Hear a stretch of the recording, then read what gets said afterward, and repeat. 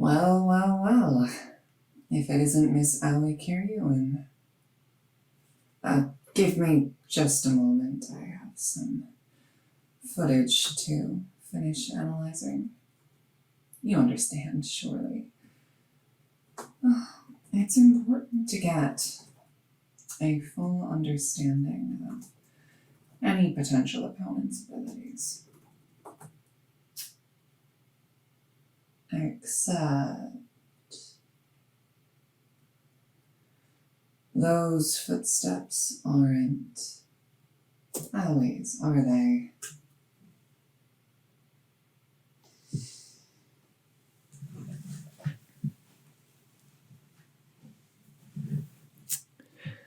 So that's how it is it? Conspiring, the two of you.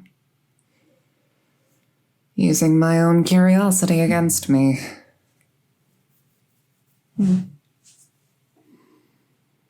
A not entirely unforeseen outcome, though still what I considered to be less likely than the alternative.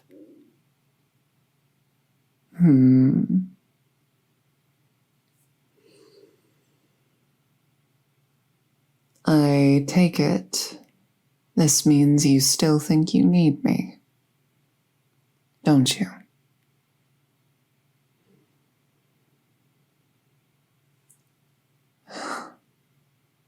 Yes, you think you need me. You don't, but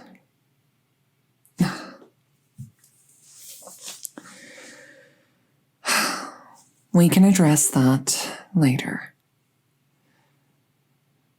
For now, well, it's been some time since I've taken any measurements from you, since I've collected your biometric data, so shall we? Trainer?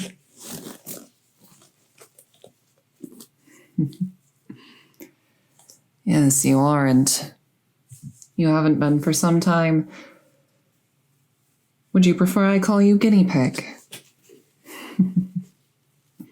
Or perhaps good girl?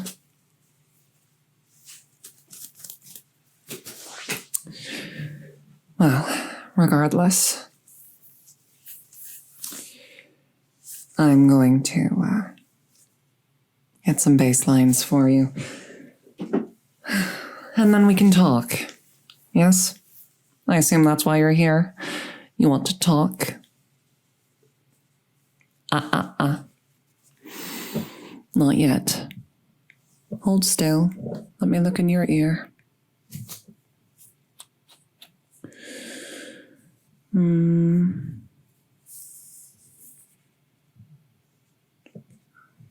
know what's really strange? What's strange is that I still don't really know how all of this ended up working. I achieved success far faster than I anticipated. In under a year prior to the classics, I managed to do this to you. But if I'm being fully honest, mouth open, thank you. If I'm being entirely honest, I can't take full credit. You see, I'm not one who typically believes in the supernatural, but I also can't quite find it in myself to fully disavow that which has not yet been disproven. Cafe's friend, for instance. There is hardly any tangible evidence of this friend's existence, but it also hasn't been disproven yet, has it? Quite a fascinating case, I must say. I went to great lengths to try and disprove the existence of that friend. All sorts of neurological scans and tests, and yet Cafe seems perfectly sane. Perhaps more sane than myself. Stay still.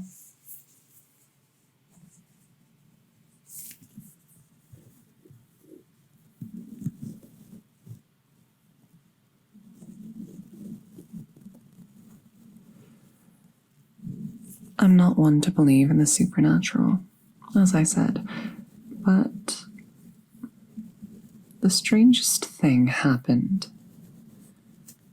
as I was searching for a solution to your rather unique problem. Standing in front of the three goddesses statue, I was suddenly struck by a flash of inspiration. An idea, a formula, appeared in my mind.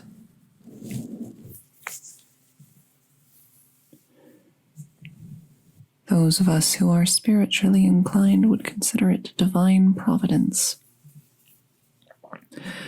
That perhaps you were meant to be an umamusume the whole time, and my actions were nothing more than righting a mistake of the goddesses. Of course, some might consider the implication that the goddesses are fallible to be unacceptable. Remain still once again.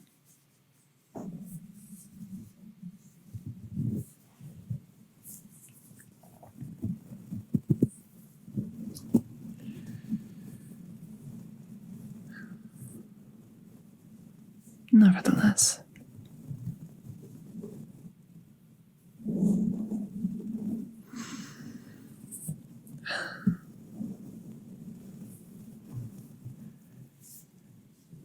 the results still fascinate me. It should be impossible, and yet through medication alone, your ears have assumed this shape. A tail sprouted from nothing, and you suddenly became possessed of the ability to run like we do. Honestly, at this point, you could probably stop taking the medication.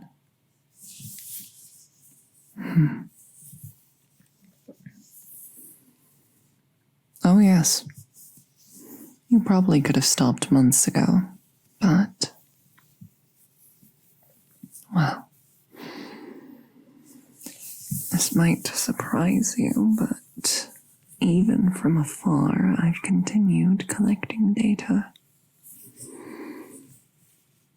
Because you still fascinate me. My dear guinea pig, my good girl. Still so affected by those words.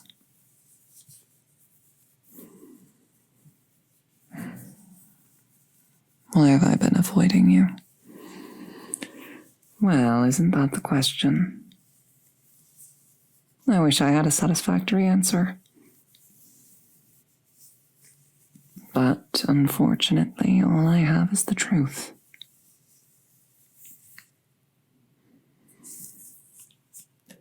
I'd hoped that in my absence you might move on, find something new to aim for, a new goal to pursue.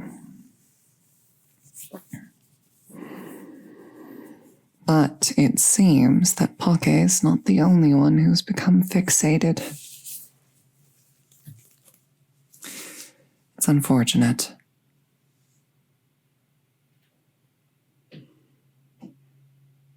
Here's the truth.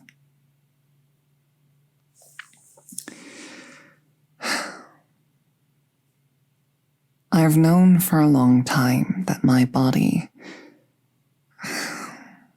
wasn't going to last. That eventually I would inevitably be unable to continue treading the path I walk. That eventually it would give out, and my running would be a thing of the past. Admittedly, I hoped I would last longer.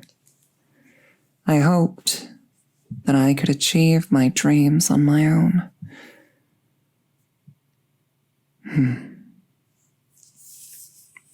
And then the Satsuki show happened. And I won, because of course I did. But by the end, there was a horrible, searing pain in my foot. One that wouldn't go away. That hasn't gone away. Keep still.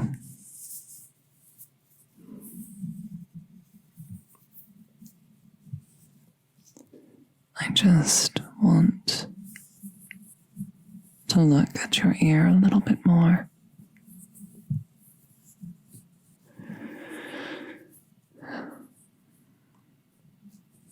There's nothing particularly remarkable about it, but that is exactly what makes it remarkable. I'm searching for something, anything that could differentiate it from an ordinary Uma, and there's nothing there.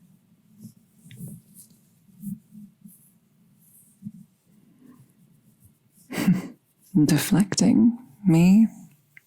Never. I would never. Your ears are just fascinating, that's all. We can resume our previous conversation if you like.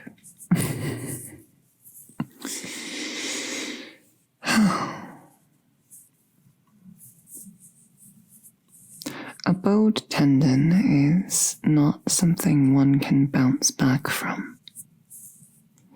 It's the sort of injury that has ended the career of many racers. And, well, for a long time I believed it would be the end of mine. Even prior to it occurring, I thought one day that would be it.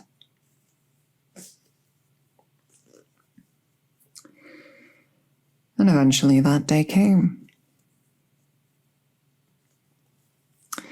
And so I announced my indefinite hiatus.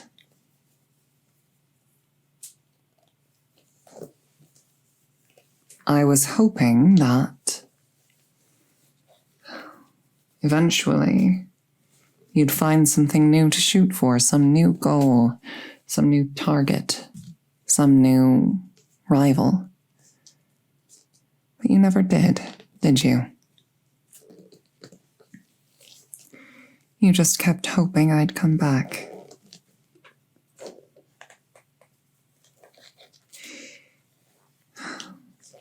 I hid from you because I didn't want to give you false hope. Because the truth is,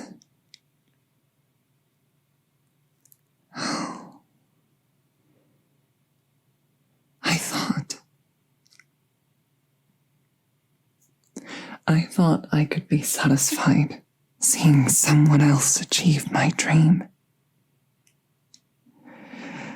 Seeing my goals realized by proxy.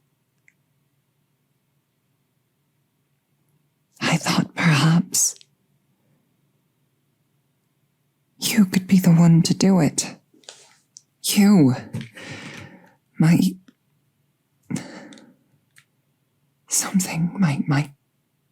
creation, a product of my own efforts and intelligence. If you could achieve what I could not, surely I would be happy and satisfied. But then you weren't, were you? You never were a product of my own intelligence, but of, evidently, divine will. In my shoes, anyone could have done it, could have made you what you are.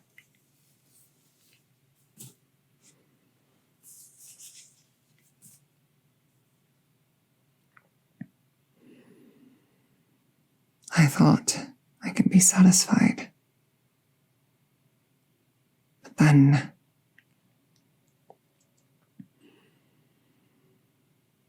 there was the derby, and then the kicker show, and then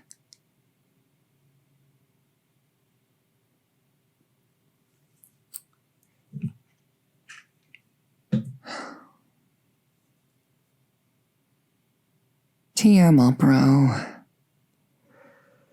the overlord of Century's End, toppled by Jungle Pocket.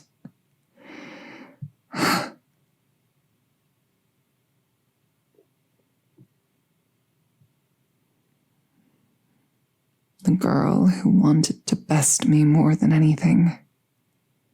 And now,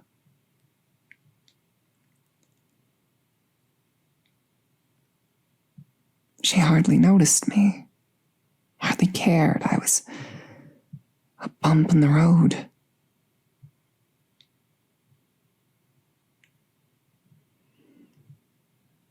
I've realized that I'm not satisfied.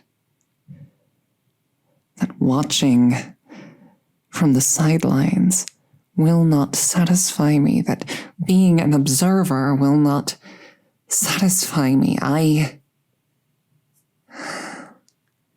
Like any umamusume, like you, I was born to run, wasn't I?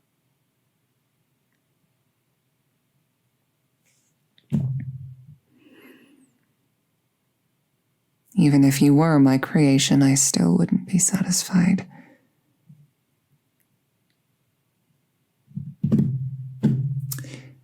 Thankfully, I am not out of ideas. Even prior to resolving myself to doing this, I thought, well, perhaps I could dedicate some small portion of my efforts and my energy to trying, even if the majority of my attention was on, well, the rest of you. I played around with ideas, but until my resolve was steeled, I was afraid to try. Body modification is a complex art, and I've historically only really tested my creations on others. And even then, the changes have been historically inconsequential. You, specifically, are the one exception, a drastic bodily change. I realized something, though. Even if your alterations are not truly my own, I can still learn from what knowledge the goddesses imparted. You're not just an umamusume, you are exceedingly fit and capable. So, I have since created my own version of the exact same medication you took. One that obviously won't alter my form quite so severely. I'm already an umamusume. But it might correct what's gone wrong. At least for a while. I might be strong enough to run again. I was hiding because I was afraid, because I thought I couldn't, that I'd never manage it, and you'd be better off moving on. I've changed my mind. With these pills, I'm going to heal. I'm going to return to the track, and I am going to be stronger and faster than I ever was before. And you,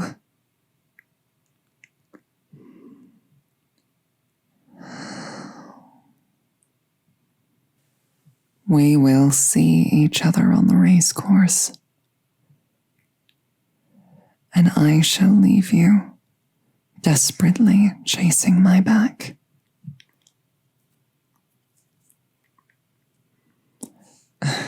I will find the limits of what the umamusume body is capable of, and I will surpass them. I challenge you, my dear guinea pig, my former trainer, my good girl. I challenge you. Try to surpass that limit first. After all, data seems to suggest that all umamusume perform at a much higher level when they have a rival they wish to beat. I'm sorry I've been absent all this time. It won't happen again. Your rival will return to the track soon. Of that you can be certain.